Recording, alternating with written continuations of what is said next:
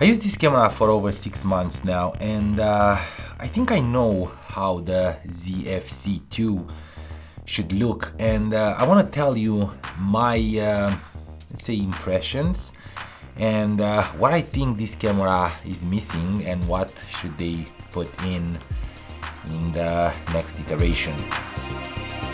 Hey, what is good everyone, Chris here, welcome back to the channel, and like I said, today we're talking about the Nikon ZFC. This is a beautiful APS-C sensor in the Nikon Z lineup, and actually performs pretty well, and I'm very happy that I bought this camera. Now there are a few things that this camera is missing in my opinion, or maybe things that I think they should be improved in the next iteration. They're not many, and I want to start with the small ones and get to the bigger ones. First and foremost, I would love to have a threaded shutter release right here, so we can put those beautiful soft shutter buttons. Now this one is pretty raised and it feels very nice when you're shooting, and even half pressed. It doesn't do any kind of let's say problems when you're autofocusing using this button, but it's nice to have that, you know, vintage look with a threaded button. So this is a small one. Now another thing that I would love to see is a let's say more metally feel and maybe a more rugged look to be able to go into the elements without having any kind of issues. And if you see a little bit of a shift in white balance, is because my beautiful pumpkin is going around. I'm not sure if I can be able to catch her and show it to you, but give me a sec. There she is, the fluffy one. Right, back to what we're saying. So yeah, I think that a more rugged, more weather-sealed body will be very helpful for this camera. Everybody loves this camera. Another thing that it's not something that I'm using, and I don't think anyone does, is this little window right here on top that basically shows you the aperture of the lens. And if you don't have a lens with the aperture ring on it, it is helpful.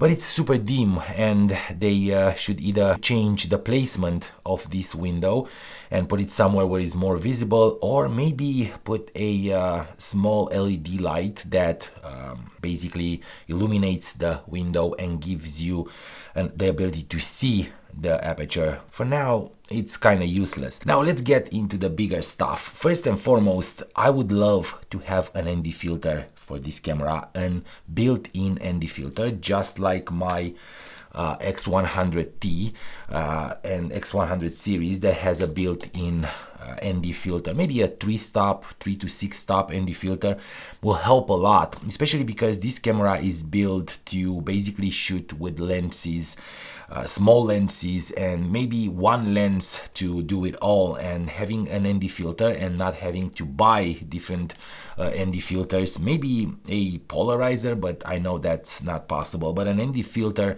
will definitely work well with this body, and will give us more leeway when you're going outside and shoot maybe videos, or maybe if you're shooting in very bright conditions when you have to lower the shutter speed or to raise the shutter speed, and also lower the aperture to be able to get that beautiful transition between highlights and shadows.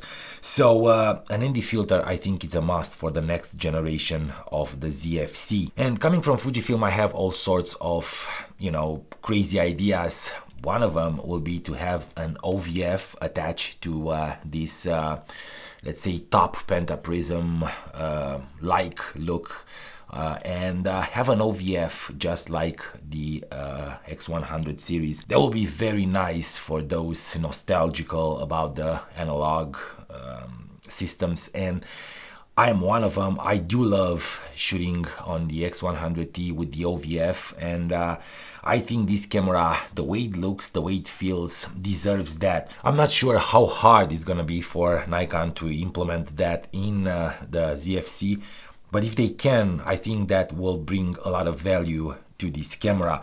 And with it, why not a shutter count to basically compete with the X100 fully and be able to see your shutters. I mean, The X100T has a shutter count built in. You can see how many shots the camera has on it, but it's a leaf shutter, so it doesn't really matter. The shutter is in the lens, so it doesn't affect the shutter that much when I'm having a shutter count in the camera. And to be honest, I'm not sure why not all manufacturers implement that in their cameras, because having to dabble with all kinds of softwares that are reliable or not, and check the shutter count if you want to resell the camera, or if you, let's say, want to make sure that you're not reaching the top actuations on that shutter.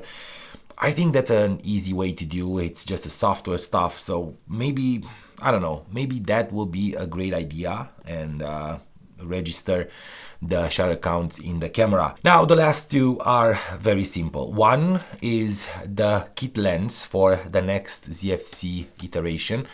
This is the 16 to 50 f 3.5 to 5.6. It's not an amazing lens, but it's very sharp and it's very well built to keep the weight low on this camera, and it's also very reliable when you're going on the street, and it helps you reach a little bit more and have a wider shot.